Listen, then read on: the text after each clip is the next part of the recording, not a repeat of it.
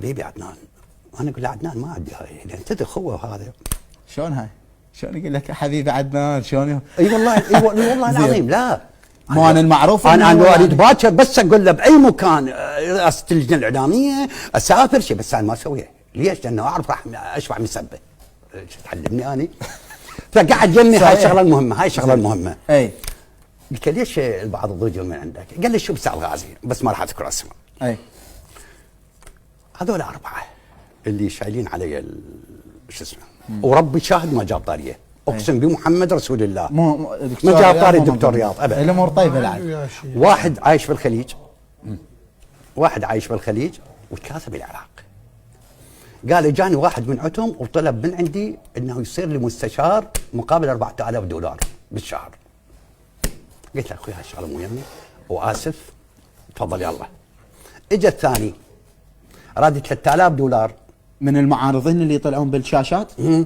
مو الف رحمه على والديك. زين 3000 دولار. قال له انا ما قال له انت جابك عطوه على الكرسي، انت مشجع يصير مستشار شنو الحدان شنو شغل؟ مشجع.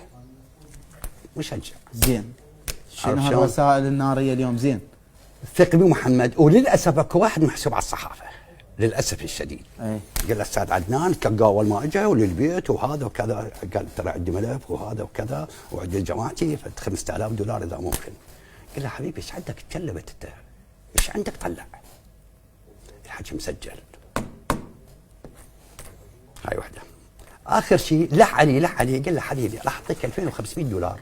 هاي 2500 دولار وش عجبك يشر بس فك مني يا اخي.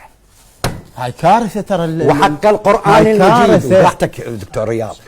شوف هسه بدي اقول لك شغله واحده. والله مثلا دكتور رياض يعني على الصحافه يعني ايه؟ كانما تعطيك اشارات. فرضا هسه دكتور رياض اشارات لشخصيات معينه ما اعرف.